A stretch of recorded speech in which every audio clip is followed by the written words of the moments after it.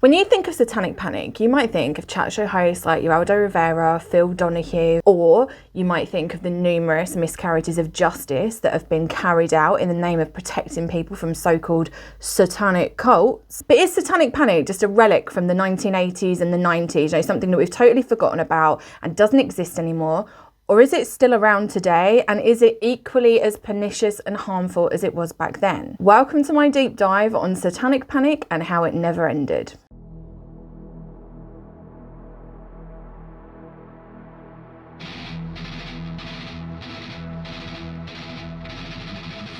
Periodically, satanic graffiti and some mutilated animals turn up, causing alarmists to cry that satanic cults are operating in the area. And I remember when I was growing up in Rockwell, Texas, I ran into like a satanic cult. Party! A lot of these storage cabinets on the Wayfair website have girls' names. I've seen what the news media can do to people in a crowded situation, and I don't want to be in LA, and I want to be left alone. Scary clowns fueling both fear and fascination. The hysteria has swept across the country. Although I have sung on a few songs about the devil.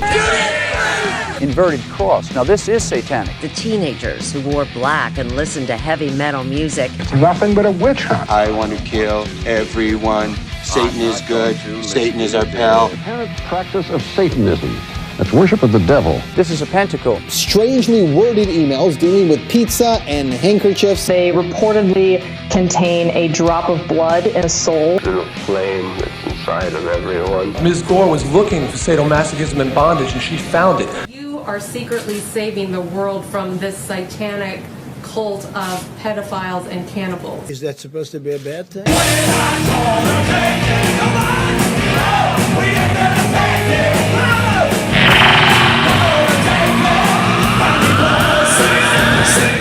Now, I started to get interested in the whole idea of satanic panic and mass hysteria when I was writing my university dissertation on how the media essentially creates celebrities out of serial killers. Now, the media that we consume has so much sway on public opinion, and I started to go down this really weird rabbit hole of watching like 1980s chat shows that were all hell-bent on driving home the danger of your local satanic cult. My next guest was used also in worshiping the devil, participated in human sacrifice rituals and cannibalism. The Satanic Panic didn't start on chat shows or so-called educational videos on satanic ritual abuse. If you're going to ritually sacrifice an animal or a human for that matter in a public place, you don't want them to be screaming in pain.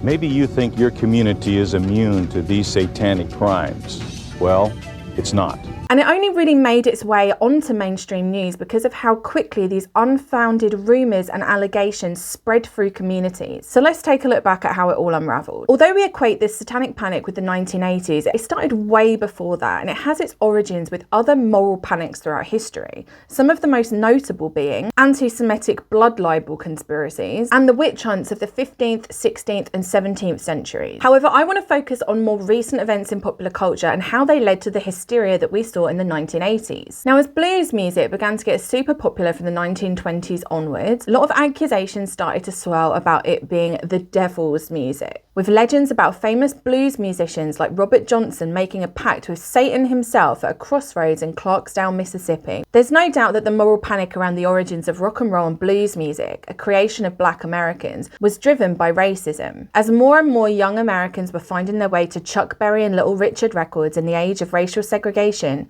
the genre was about to be repackaged and sold with a white face. You ain't nothing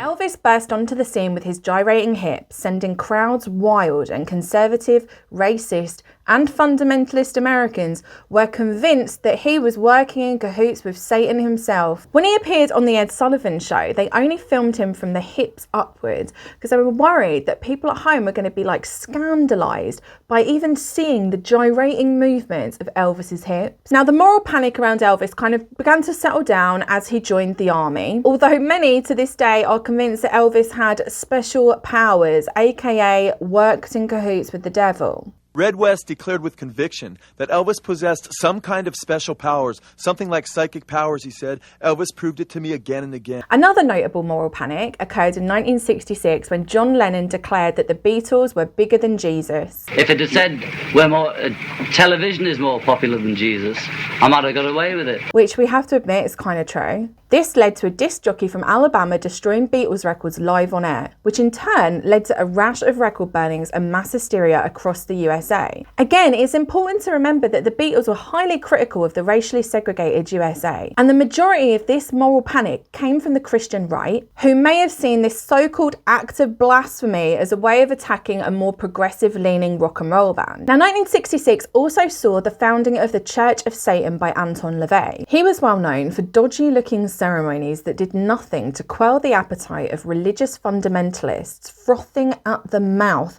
at the mere scent of ritual abuse. And looking back on it, it all looks a little bit tame, really. It just looks like a kind of schlocky 1970s B movie. I'm getting serious Hammer horror vibes from Anton LaVey. He's literally a man dressed up as a cartoon Satan knocking about with film stars like Jane Mansfield. But back in the 1960s, this was controversial stuff, and Anton LaVey is arguably responsible for catapulting Satanism into the mainstream. Although important to note that the Church of Satan do not worship Satan at all, and they are an atheistic religion. Now fast forward to the summer of 1969, Anton LaVey's Satanic Bible is published, and Americans are about to get their first taste of a ritualistic cult in the form of the Manson family. A wandering band of members of a so-called religious cult with a leader they call Jesus has had 3 of its followers arrested in the investigation of the murder of Sharon Tate and 6 others. Tell me in a sentence who you are.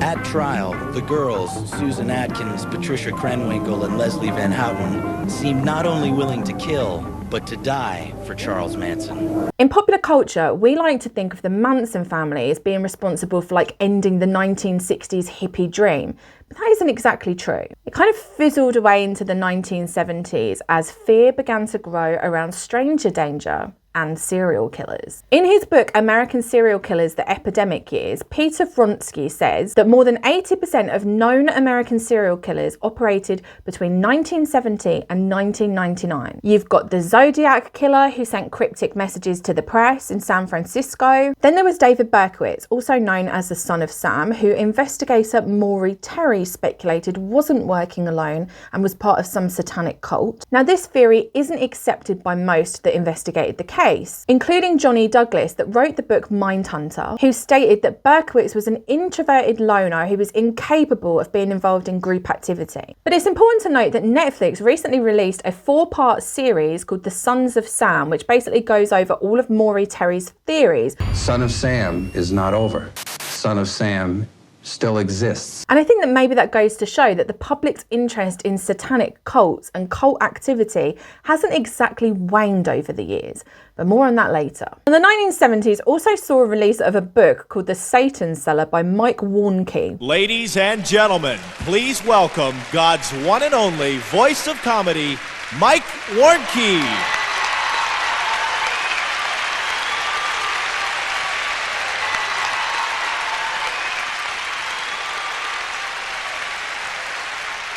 I know that when I walked out here, there are a number of you who have never seen me before. This was supposedly an autobiographical account of Mike Warnke's life, from being a child orphan to becoming a Satanist. The book details his rise to being a high priest in the Church of Satan, and it spins a very graphic yarn about alcoholism, drug addiction, and satanic ritual abuse. It also details how Mike eventually found Jesus and became an evangelical Christian. Some of his more outlandish claims include that he had been at a satanic ritual with Charles Manson, of which there was no proof, but the book catapulted him into the spotlight, and he had several high-profile appearances, including an infamous episode of 2020 called The Devil Worshippers. I was basically drawn into it when I was young, just wanting to be somebody special. I just wanted to to be different than everybody and have something that was special that everybody, looked up to. He was eventually debunked by Cornerstone magazine, who found that many of his claims had been false. But due to these same claims being essentially repeated verbatim on television, the damage had already been done. The 1980s also gave Americans another serial killer who spoke about being inspired to kill by Satan, Richard Ramirez, also known as the Night Stalker. October 24th, 1985, Richard Ramirez stuns a packed courtroom. The man accused of 14 murders that terrorized California holds up his palm for the world to see. There is a 5-pointed star enclosed in a circle, a pentagram. He used pentacle imagery on both his body and those of his victims. And I think it's important to note that pentagrams and pentacles have been massively misunderstood by a lot of people. Now, pentagram is a 5-pointed star. It dates back to 3000 BCE, and it was a symbol used by many, including Christians and pagans, and the points are supposed to represent the 5 elements. When that star is surrounded by a circle, it's a pentacle. In his book Transcendental Magic, Eliphas Levi wrote that a reversed pentagram with 2 points facing upwards is a symbol of evil and attracts sinister forces. Now, people like Mike Warnke and evangelical Christians were totally convinced that people like Anton LaVey were just properly worshipping Satan. Now, the Church of Satan say that Satan is a symbol of pride, liberty, and individualism, and it serves as an external, metaphorical projection of our highest personal potential. We do not believe in Satan as a being or person. You, watching this at home, worship me.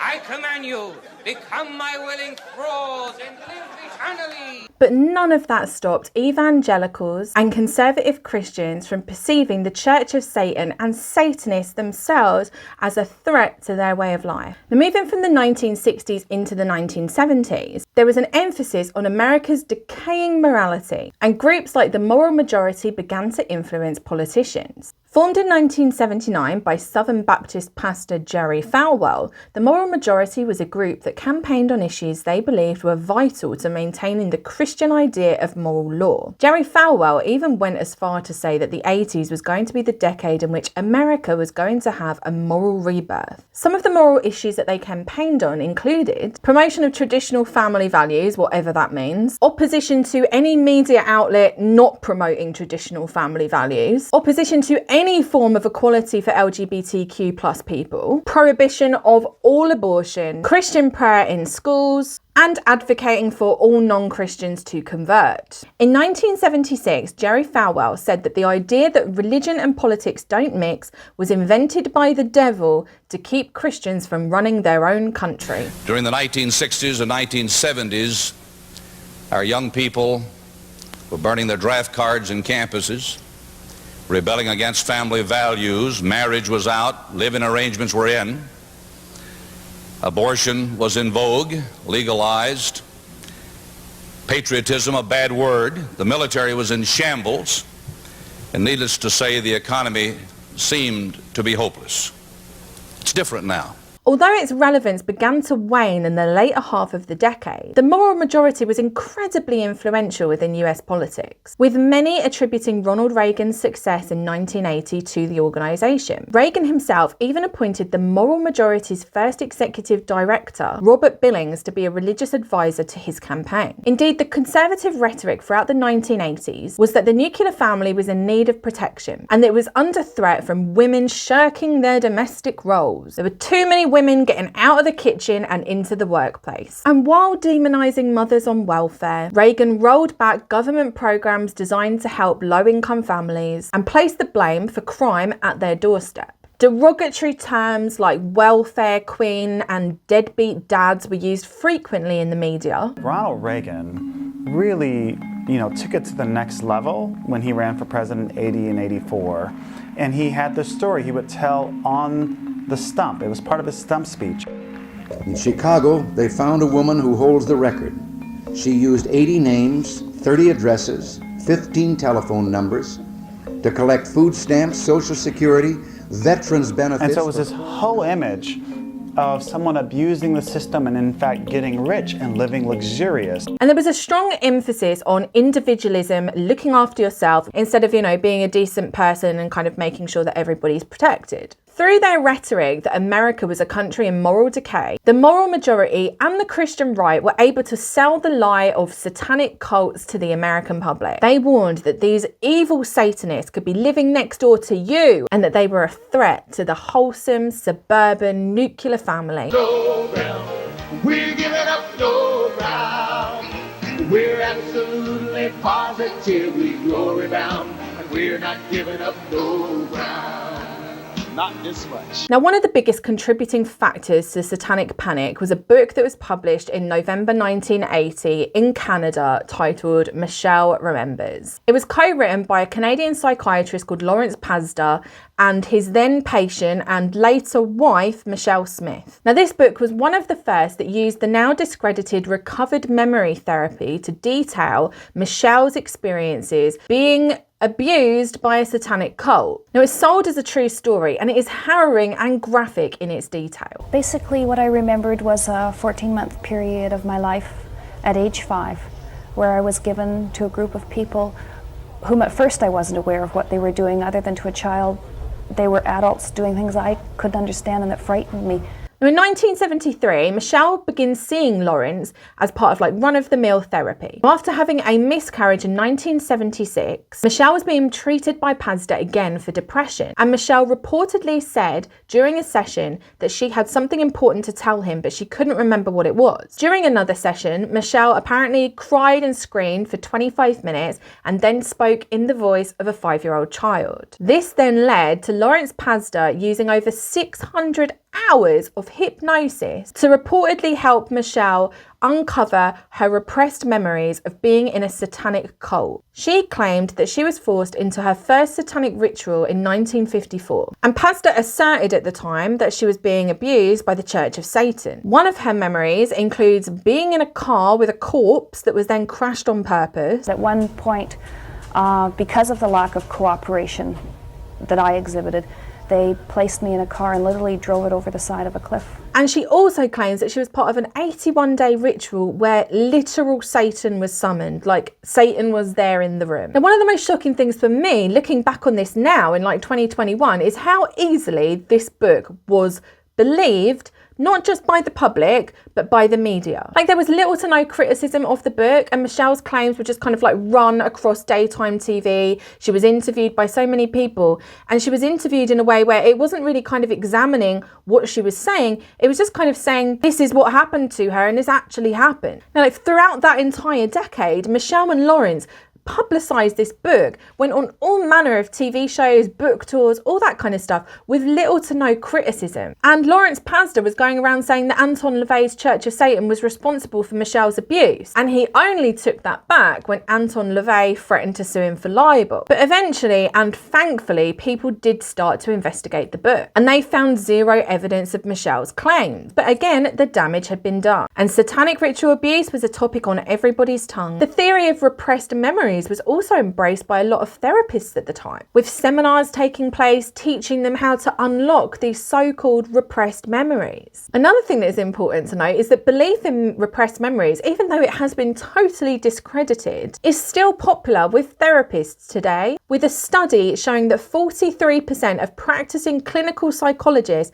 think that it is possible to recover memory. Alarming, considering the numerous miscarriages of justice that have been carried out in the name of this pseudo-scientific practice. Now, as more women were joining the workforce in the late 1970s and the early 80s, a lot more children were going into daycare. The Reagan administration reduced federal childcare funding for low-income families, which led to a huge boom in the for-profit daycare market. Now, some claim that it was anxiety about leaving their children with strangers that led to what is commonly known as the daycare abuse hysteria. However, given the popularity of books like Michelle Remembers, The Satan Seller, and the unquestioning media at the time, what happened next isn't entirely surprising. The first documented case of daycare abuse hysteria happened in 1982 in Kern County, California. Mary Ann Barber coached her 2 step-granddaughters into saying that they were being abused by their parents and a local ring of child abusers. Allegations of child molestation and satanic rituals plagued Kern County back in the 1980s. Dozens of working-class parents were put behind bars for crimes they didn't commit. 32 years ago, a knock on this front door changed Gerardo Gonzalez's life forever. I still remember perfectly, sort of my kids even. We were eating ice cream and peach cobbler. A Kern County Sheriff's deputy was at the door. He took me out to the middle of the yard and started saying, well, I'm going to go in and search your house. And I go, search your house? Do you have a warrant to search my house or what? And he grabbed me around the throat right here and he said, are you an effing lawyer? Now, after serving 12 years, they were released from jail and their convictions were overturned, but not before allegations tore their way through even more communities. Arguably, the most infamous case of daycare abuse hysteria happened at the McMartin preschool. It began in 1983 with Judy Johnson reporting that her son had been abused by her estranged husband, Ray Buckey, a teacher at McMartin preschool. She made several other wild claims, including that Ray flew in the air, and the police questioned Ray, but he wasn't prosecuted due to lack of evidence. Instead, the police sent a letter to over 200 parents that had children at the McMartin preschool, asking them to question those children about whether or not they had been a victim of abuse. And thus, the hysteria was born. Hundreds of children were questioned using highly suggestive tactics to encourage them to talk about the so-called abuse. The so-called interviews contained incredibly leading questions, and when the children said that they were not being abused, they were continually questioned until they actually gave the interviewers what they wanted. Now, the things that the children claimed are so incredible that looking back on it now, again, you wonder, how did anybody actually believe this? Some of the claims included that witches were flying around, that they were taken on hot air balloons by these so-called abusers, that they were taken into secret underground tunnels underneath the school, which were never found, and also that Chuck Norris was involved in the abuse. The subsequent trial is one of the longest and most expensive in American history, with all charges being dropped in 1990. We, the jury, in the above entitled action, find the very defendants not guilty. And it wasn't just evangelical Christians and conservatives that were getting behind the McMartin preschool allegations. Even Gloria Steinem donated money to the McMartin preschool investigation. As hysteria began to rip through these groups of people, it didn't matter what side of the political agenda you were on, it didn't matter whether you believed in God or the devil or anything like that. It became about protecting and saving the children. Now, the McMartin preschool case led to the creation of the Believe the Children organisation, a so-called advocacy group that included parents from the McMartin preschool. Another infamous case of daycare abuse hysteria happened in 1991 in Oak Hill, Texas. Fran and Dan Keller were accused multiple times of abusing the children in their care. Some of the allegations included forcing the children to drink blood-laced Kool-Aid, the murder of animals and other children, and some children even claimed that they were being trafficked to Mexico for the duration of the school day. So they were flying to Mexico and then they were back in time for their parents to pick them up. Parents of children at the daycare reached out to the Believe the Children organisation and they were encouraged to start questioning their children. Fran and Dan Keller's trial lasted 6 days, and the original child, the one whose claims had started the whole investigation, actually took back what they said and said that no abuse had ever happened. They also said that they had been coached into making the allegations, but despite the lack of any physical evidence, Fran and Dan Keller were sentenced to 48 years in jail. The parents were absolutely convinced that Fran and Dan Keller were part of a satanic cult. And again, they were convinced that they were saving the children. Fran and Dan were released in 2013, and the case against them was finally dismissed in 2017. We're stronger. We're together. We're alive. We thank God every morning we wake up together.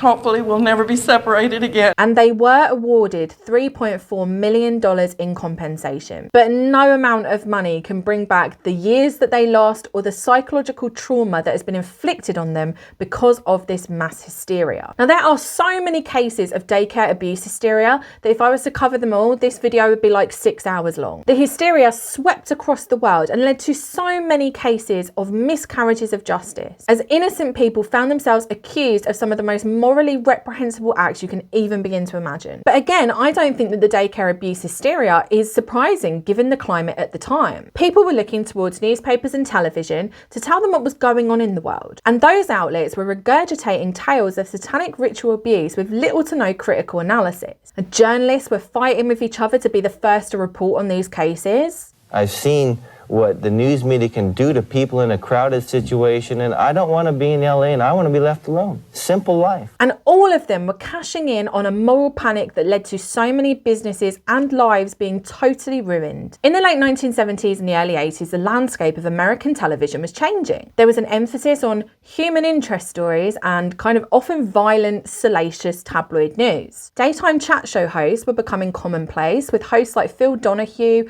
Oprah, Sally Jessy Raphael, Geraldo Rivera and Morton Downey Jr. pulling in huge ratings. And so I would say, and I firmly believe it, this program here can bring a lot of information about the devil, and perhaps he's trying to scare you a little bit.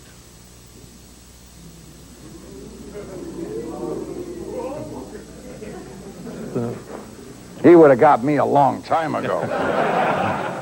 Probably after my second marriage. Now these shows were fueled in part by like human interest stories.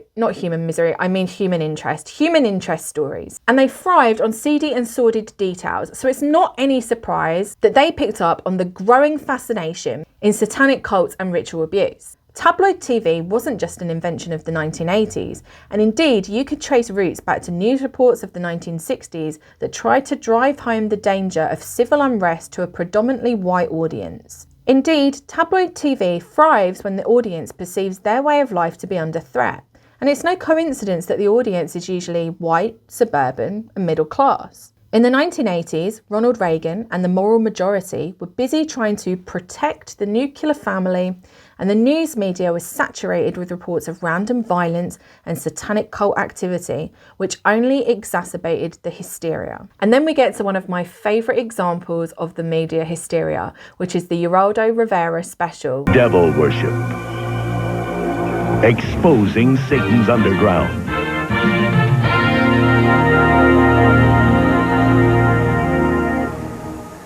Whether a Satan exists is a matter of belief, but we are certain that Satanism exists. To some, it's a religion. To others, it's the practice of evil in the devil's name. It is honestly like one of the most ridiculous and disturbing relics of the 1980s that you will ever sit through. Rivera didn't just demonize Satanists and completely distort their belief system. He also targeted heavy metal fans, painting them as dangerous hooligans capable of anything from ritual abuse to grave robbing. Then there was an infamous Oprah episode which featured accusations of satanic ritual abuse and some of the most dramatic eyebrows ever seen on television. Talking to Dr. Aquino and his wife, you are a lieutenant colonel in the United States Army. Correct. Now. I was the head acolyte for that specific ceremony, and at the end of it, we wound up murdering someone. Were you a member of the Church of Satan, a card-carrying member of the Church of Satan? Yes, sir. And who was the grotto leader? I don't remember his name. You don't remember the name of the person who involved you in murder? Not anymore. Are you telling him he's lying? I'm telling him he's lying. I'm saying that he has given us statements in great detail concerning events that took place that he has not named a single name, nor is there any record, as far as I'm aware, from what he said, of the police investigated. I do remember several of the names of the people there. Did you tell them to the police? Yes, I gave those names to the police, but I refused to name them on national television for two reasons. One, they might not like it and come after me, and that scares the hell out of me. Don't you think that they already know that you are talking about them here right now? They may know that. They may know that. Wait a minute, how could they know that? How do they know it? Because they're watching or because they just sort of feel it? The same reason that he would... That's a legitimate question.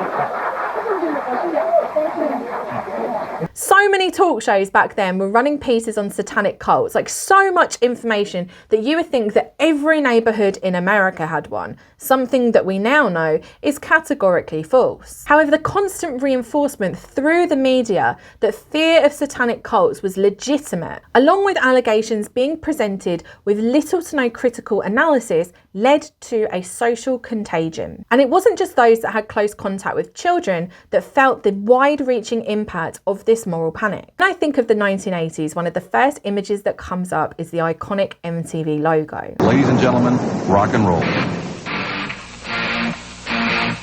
Created in 1981, MTV changed the pop culture landscape forever, bringing music videos into homes across America. But it wasn't just teenagers watching MTV.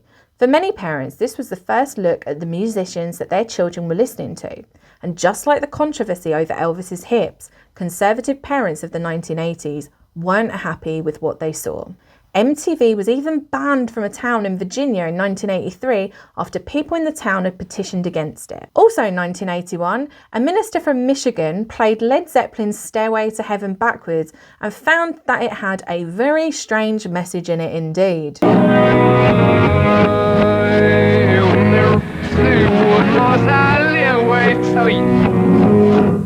Okay. As I live with Satan. How many in the audience heard that?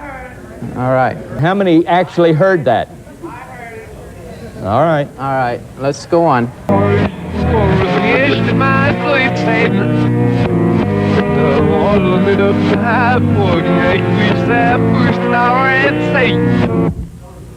There's power in Satan. One more time. Again, I can't explain this. I don't know why it's saying that. Let's go on.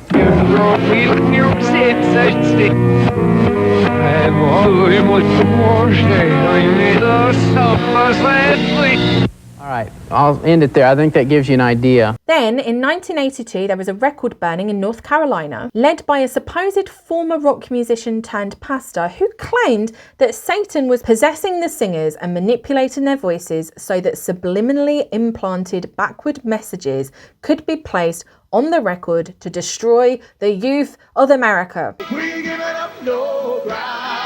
Now, in 1984, Ricky Casso, a 17-year-old self-professed Satanist, stabs his friend Gary 36 times. Now, he told some people that Satan took the form of a crow and told him to do it. Now, forget about the fact that he was extremely high on mescaline at the time. He was arrested wearing an AC/DC t-shirt. He'd already spoken about Satanism, and therefore the connection was made. Northport, Long Island. A quiet community rocked by reports a teenager was dragged through these woods toward a late-night ritual of death. An eyewitness said the victim, Gary Lowers, was forced to pray to Satan as he was repeatedly stabbed to death. 2 young men were arrested. James Troiano was found innocent last month, but his alleged accomplice never made it to trial. Ricky Casso committed suicide in jail the day after his arrest. Despite numerous signs that Casso was into Satanism and rock music associated with devil worship, police steadfastly refused to label this case satanic. Then, in 1985, James Vance and his friend Raymond Belknap shot themselves after a night of partying. Sadly, Raymond didn't survive, and James went on to file a lawsuit against Judas Priest, claiming that there were hidden subliminal messages within the album Stained Glass. Those messages drove both him and Raymond to shoot themselves. Drinking beer, smoking marijuana, listening to Judas Priest, and contemplating suicide. For their part, the band Judas Priest, who will be called to testify in court in days ahead, has maintained that their music has no hidden messages and no overt message of self-destruction. We love our music very, very much and continue to get a great deal of pleasure out of it. And I think it reflects on the millions of people around the world that also share the Priest experience, that we're just here for a good time, you know. Second example is taken again from the song Invader. The reverse lyric in my interpretation is, "Hey look, my chair's broken." The forward lyric is, "They won't take our love away."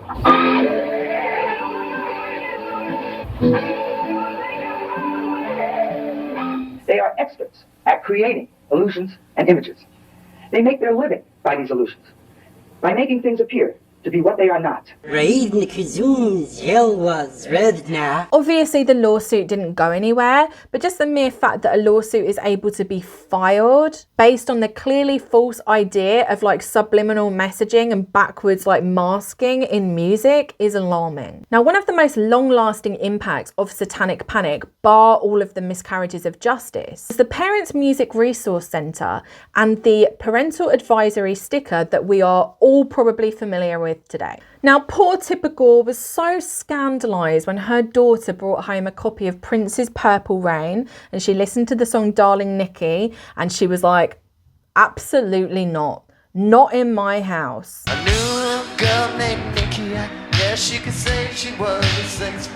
And not just in her house, but every other house. So she decided to form the PMRC, Parents Music Resource Centre. And the whole point of the PMRC was to try and limit children's contact with so-called offensive music content. Basically all the good stuff. Now, they created a list of songs that they called the Filthy 15. And these are like some of the most scandalous songs of the time. So let's go through them. You've got Prince Darling Nikki, Sheena Easton Sugar Walls, Judas Priest Eat Me Alive, Vanity Strap On Robbie Baby, Motley Crue Bastard, AC/DC Let Me Put My Love Into You, Twisted Sister We're Not Gonna Take It, Madonna Dress You Up, Wasp, Animal, Def Leppard, High and Dry, Merciful Fate, Into the Coven, Black Sabbath, Trash, Mary Jane Girls, In My House, Venom Possessed, Cyndi Lauper, She-Bop. Looking back on this list, you really do wonder what the PMRC and Tipper Gore think of like WAP. This is a deeply important piece of American art that we should all pay attention to. Extra large and extra hard. Put this P word right in your face. Swipe your nose like a credit card. The idea that Cyndi Lauper was too scandalous for children to listen to, or the Mary Jane Girls, or Madonna. If you go through this list of so-called filthy 15 records and listen to them now, you're just going to be like, what on earth? And if you do find something controversial in them, like, maybe just don't listen to them. Anybody ever thought of that? This list of the Filthy 15 was used to propose legislation that would kind of rate musicians' albums. And the PMRC argued that certain musicians' albums needed to come with a warning for parents. That way, they would know exactly what their children were listening to, whether it was family friendly or whether it was super controversial and filthy. There were even Senate hearings where artists such as Frank Zappa, Dee Snider from Twisted Sister, and John Denver showed up, and they were all there defending their artistic freedom. Mr. Snyder, what is the name of your fan club? The fan club is called the SMF Friends of Twisted Sister. And what does SMF stand for when it's spelled out? It stands for the Sick Motherfucking Friends of Twisted Sister. Mr. Chairman, the suppression of the people of a society begins, in my mind, with the censorship of the written or spoken word. It was so in Nazi Germany, it is so in many places today where those in power are afraid of the consequences of an informed and educated people. In a mature and incredibly diverse society such as ours, the access to all perspectives of an issue becomes more and more important. While the wife of the Secretary of Treasury recites, "Gonna drive my love inside you," and Senator Gore's wife talks about bondage and oral sex at gunpoint on the CBS Evening News, people in high places work on a tax bill that is so ridiculous, the only way to sneak it through is to keep the public's mind on something else. Porn, rock. Is the basic issue morality? Is it mental health? Is it an issue at all? The PMRC has created a lot of confusion with improper comparisons between song lyrics, videos, record packaging, radio broadcasting, and live performances. These are all different mediums, and the people who work in them have a right to conduct their business without trade-restraining legislation whipped up like an instant pudding by the wives of Big Brother. Is it proper that the husband of a PMRC non-member founder person sits on any committee considering business pertaining to the blank tape tax or his wife's lobbying organization? What a trio. Frank Zappa, Dee Snider, and John Denver. Eventually, the Recording Industry Association of America agreed to the parental advisory sticker, which was also known as the Tipper sticker. And it's interesting to note that when it first came out, a lot of places wouldn't carry music that had a sticker on it. A lot of places like Walmart just wouldn't carry an album if it had the sticker on it. But other people quite rightly point out that it kind of has a forbidden fruit effect. I remember back when I was a teenager, if something was potentially controversial or salacious or a little bit violent or a little bit sexual, I'd be more interested in it. I always remember watching the film Pink Flamingos and my mum turning it off and being like, oh my God, you can't watch that. And I became obsessed with watching it. But the PMRC's influence didn't stop there, and they soon set their sights on MTV. They got together with another group called the Coalition of Television Violence and began to campaign for MTV to include warnings for certain music videos. Today, our own government is trying to tell you what you should and shouldn't pop into your tape deck. This time, there wasn't a Senate hearing, and MTV basically caved and re-edited music videos which might be deemed controversial. However, they did play the unedited videos late at night and also created the show Headbangers Ball that was focused on heavy metal music and didn't engage in censorship. The most blatant attempt at outright censorship this year was directed at the Miami rap group 2 Live Crew. Who would ever think that here in the United States of America, we will be telling grown people what they can purchase and what they can't purchase. When the obscenity case against 2 Live Crew finally came to court, though, a mostly white jury laughed it right back out again. But musicians and music videos were not the only ones targeted in this moral crusade against offensive and dangerous media. Now, when I think of Dungeons and Dragons, I think of Stranger Things, probably because the game wasn't really a part of my life growing up. But for a lot of kids in the 1980s, it was. Some people might think of their really fun campaigns with their friends, and other people might remember a guy named James Egbert III. In 1979, after writing a suicide note, he disappeared from his room at Michigan State University. His parents hired a private investigator who believed that Dungeons and Dragons had something to do with his disappearance. Now, it's important to note here that James had suffered from mental health issues and drug addiction and had attempted to take his life before. He ended up taking Quaaludes and he went into the steam tunnels underneath his high school before waking up the next day and going into hiding at a friend's house and kind of bouncing around for a little bit. During this time, there were many search parties that were sent out looking for him, and despite the fact that Dungeons and Dragons had nothing to do with his disappearance, the private investigator stuck to that story. One of the players Robbie played with got carried away and killed him. Well, that's kind of far out. Mazes and Monsters is a far-out game. One of the theories was that the students played the game in the steam tunnels underneath the university. And this was picked up by the news media, who again ran with it with little to no questions or critique. They began to talk about the psychological effects of role-playing games on young people. DJ, what am I doing here? And it wasn't before long that another controversy hit the headlines. In 1982, 16-year-old Irvin Pulling took his own life after shooting himself in the chest. He was your average kid who enjoyed playing Dungeons and Dragons, but his mother, Patricia, believed that there was something far more sinister going on. It was obvious through his writings that he felt he had assumed this character. But what I couldn't get into my mind was, is it possible? How could anybody do that? How could a 16-year-old that is smart, intelligent, why would they believe that they were something in a game? And why would they kill themselves because somebody else said to do it? She connected his death with the game and even went so far as to file a wrongful death lawsuit against the principal of Irving's high school. She claimed that a curse had been put on Irving's character just before his death, and she held the school principal responsible. Alongside this lawsuit, she also decided to sue TSR Incorporated, the publishers of Dungeons and Dragons. In 1983, after her lawsuits were dismissed, she created the group known as Bothered About Dungeons and Dragons, also known as BAD. She also got a private investigator's license and began consulting with law enforcement about how evil Dungeons and Dragons was. Now, the group BAD said that D&D is a fantasy role-playing game which uses demonology, witchcraft, voodoo, murder, rape, blasphemy, suicide, assassination, insanity, sex perversion, homosexuality, prostitution, satanic-type rituals, gambling, barbarism, cannibalism, sadism, desecration, demon summoning, necromantics, divination, and other teachings.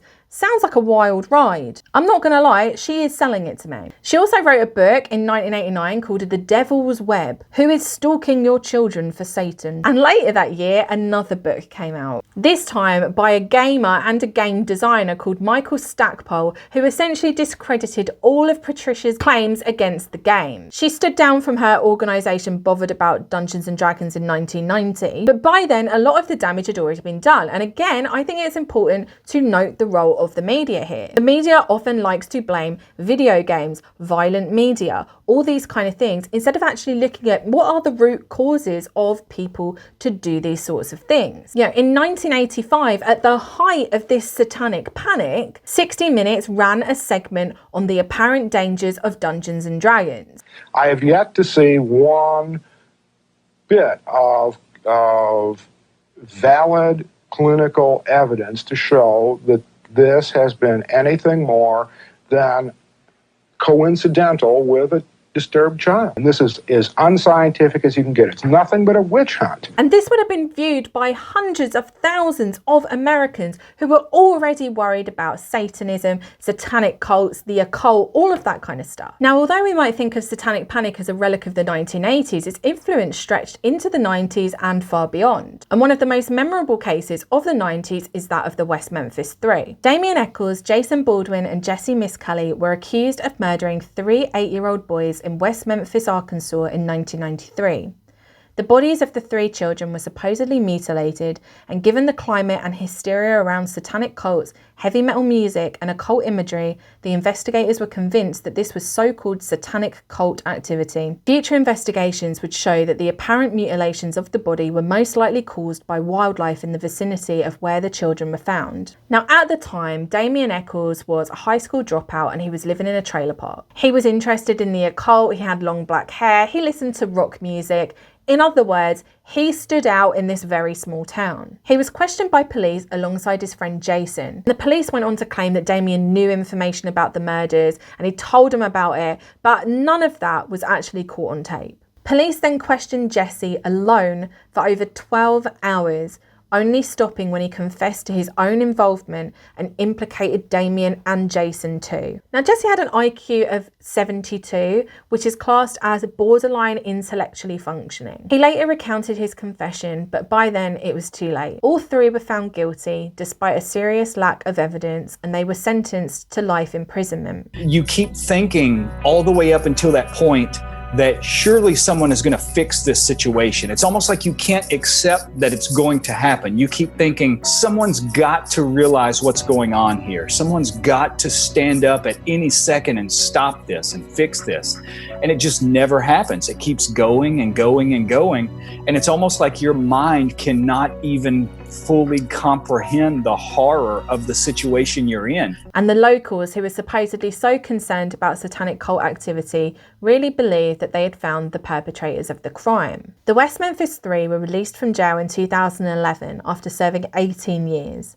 Their stories were documented in the 3 Paradise Lost documentaries that aired on HBO, and I would highly recommend watching them for more detailed information on the case. Still very much in shock, still overwhelmed. And this is another case where mass hysteria, fueled by a media that legitimised outlandish and bogus claims, had devastating and life-ruining consequences, not just for the West Memphis Three, but for the parents of Steve Branch, Christopher Byers and James Moore, whose killers have still not been found. Now, as we move from the 90s into the 2000s, the internet became a huge fixture in our lives. The entire way that we consume news has changed, with the majority of Americans getting their news from digital platforms including social media. This isn't to say that television and news and mainstream media is dead, but it's hard to deny the impact of social media on the way that we consume news. Nowadays, most mass hysteria happens online instead of on a 60-minute segment. Although we like to think of satanic panic as like a relic from the 80s and the 90s,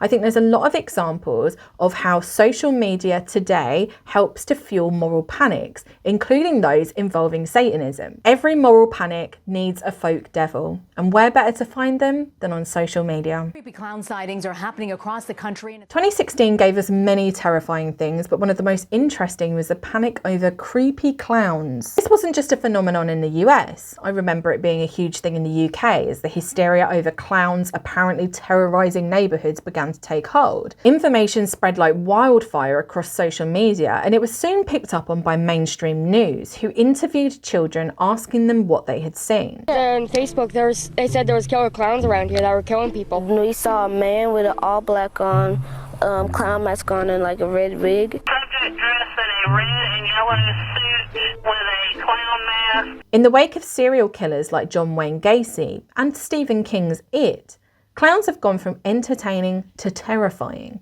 So what better way to instill fear in a community and get people glued to the news than to heavily publicise accounts of creepy clowns in your neighbourhood? No matter who you're voting for, we can all agree on one thing. Fuck that! Now, in September of last year, a man named Frederick Joseph decided to treat himself to a nice kind of writer's retreat at an Airbnb. He was expecting somewhere relaxing, so imagine his horror when he turns up to this Airbnb place and it's filled with what he calls satanic imagery. Naturally, he blasts the images of his Airbnb all over Twitter and tells his followers that he's so scared that they have to leave. I'd fill that house with a bunch of people to make the Satanists scared. Stand-up comedians. Desperate, sad comics. And he also notes that Airbnb wouldn't refund him. According to Frederick, there were like animal skulls in the house, along with ritualistic markings and imagery pertaining to devil worship. The Church of Satan clapped back at Frederick on Twitter, saying the photos in this thread depict thrift store curiosities and hot topic kitsch, not evidence of satanic rituals. Sounds like you have an overactive imagination and can't tell the difference between supernatural horror movies and reality. That's one way to clap back. Interestingly enough, Frederick actually did get a full refund from Airbnb in the end, despite the owner of the property saying that he would come and remove the offensive items. But the owner of the Airbnb was turned into a modern day folk devil on Twitter, and he said, "The thread became an echo chamber. A lot of people saying crazy stuff, that I should be called out, asking for my address. I'm a private person. I don't post to my social media or what I'm doing with friends. So to be thrust into this wild Twitter sphere of misinformation and a story conceived completely out of context and taking wild liberties with his imagination about what this house is, the first little while I was pretty shocked and upset. I think this social media debacle also highlights an important issue, and that is of religious freedom. Looking back at the Satanic Panic of the 1980s, we saw its roots in Christian evangelicalism and conservative ideology, and it's interesting to note that these people are often those that shout the loudest about so-called religious freedom. Yet those that practice Satanism, which again is mostly atheistic, are often stripped of that religious freedom themselves. Would the same thing have happened in this house if it was full of crucifixes and statues of Mary? I don't think so. Now, a very recent example of how social media fuels moral panics can be seen in the case of The Garden in Tennessee, the TikTok commune that posted themselves up on TikTok telling people to come and join,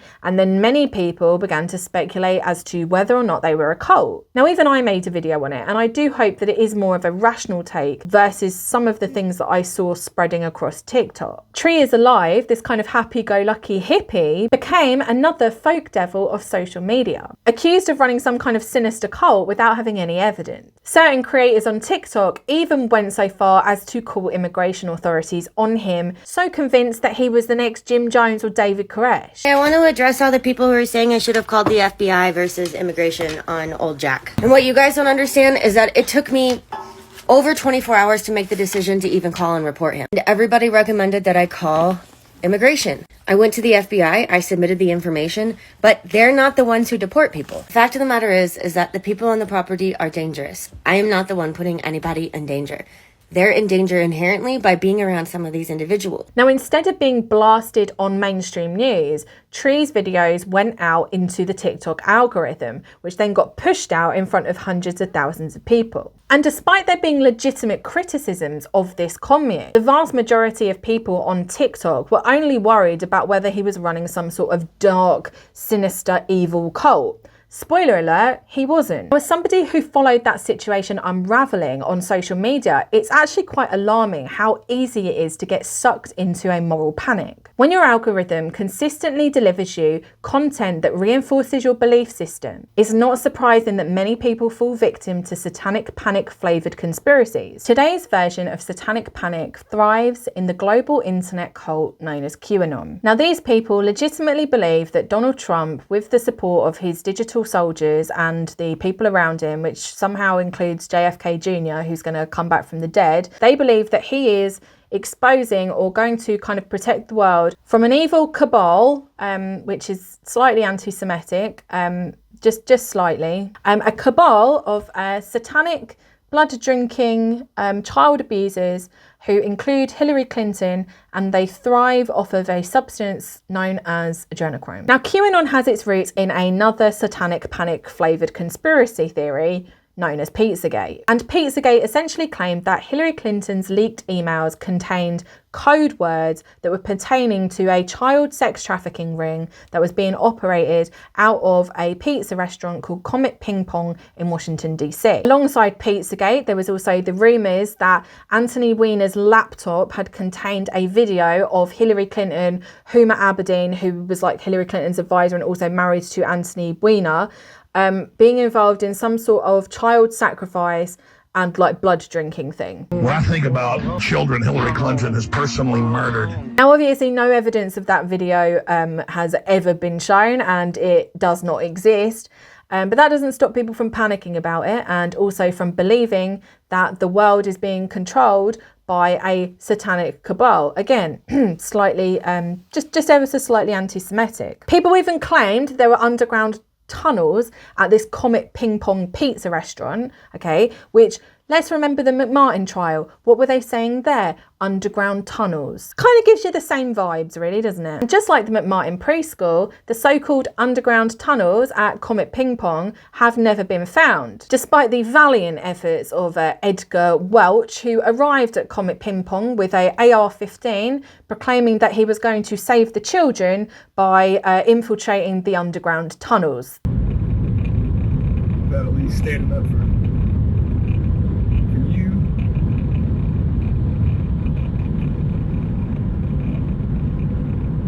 Brother children just like you.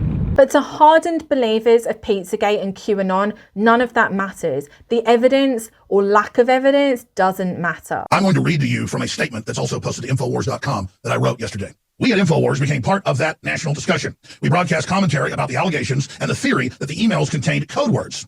In their world, Democrats and celebrities are Satanists who drink the blood of children to stay young, smuggling them in deep underground bases, and the only person that can save them is Donald Trump and JFK Jr. I don't know if Q still believes that, but the JFK Jr. thing always got me. Instead of heavy metal kids, Dungeons and Dragons and preschool teachers, QAnon's folk devils are Democrats and the Hollywood elite. Now, this isn't to say that there are not legitimate concerns about people in power and their connections to child sex trafficking and sex trafficking in general. Just look at Jeffrey Epstein and his connections to Bill Gates, the Clintons, Donald Trump, and the royal family. I have a peculiar medical condition, which is that I don't sweat, or I didn't sweat at the time. But instead of focusing on things that are actually backed up by fact and that you can prove, QAnon people like to take it a step further. It isn't just a group of extremely wealthy people who are looking to hoard that wealth and exert their power over people. It's a shadowy cabal of people who worship the devil and drink blood. And it's no surprise that QAnon has thrived during the COVID-19 pandemic. How do you know that Tom Hanks is How do you not know? You're reporting a non-fact. Because you don't know the information, you're saying it's a fact that they're not? But neither do you. We're in an impasse then, because we're reporting literally the same thing. But neither do you. But you have him on your sign. You're calling him a pedophile. Yes. But you don't know that for a fact. How did they get to that position of power? With our world thrust into uncertainty, so many people are looking for answers in a world that no longer makes sense to them. And because of this, QAnon has managed to push past the world of Christian evangelicalism and right-wing ideology, and they're now kind of permeating other groups, such as spiritual groups, yoga practitioners, even just random suburban moms. Well, what we're saying is crazy is the Satanists who are hurting children, not the people who are trying to expose it.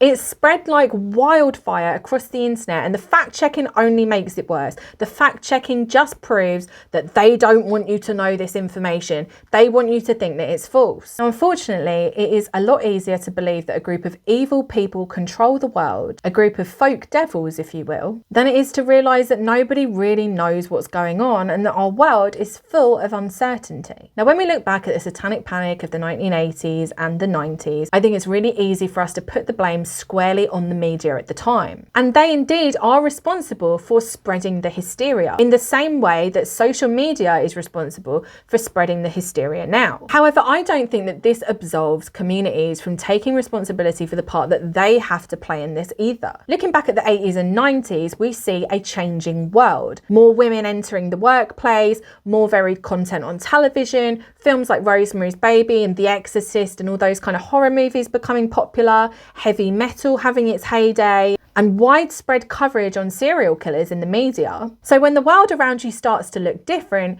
you start to look for the reasons why. Then, when your TV or your phone or your newspaper starts drilling home the dangers of satanic ritual abuse and cult activity, it's very easy for some people to get sucked into that belief system. The whole notion of saving children is honourable. Who doesn't want to save the children? Only the sickest people among us could say that saving the children isn't important. So when the world around you makes you feel powerless, it's kind of easy to turn towards a moral crusade where you can make yourself the hero of your own story. You're saving the children. You're believing the children. You are on the right side of history. And it doesn't matter if the information is true, the morals that underpin it are pure. And it doesn't matter about whether the people that you accuse are guilty or not. The West Memphis Free, to a preschool owner, to Lady Gaga and Lil Nas X. Because even if they aren't guilty, you would just hashtag saving the children. It would be really easy to make a YouTube video about, oh my God, satanic panic, how naive we were, what a relic of the past. The image of a satanic cult preying on children is just as prevalent now on social media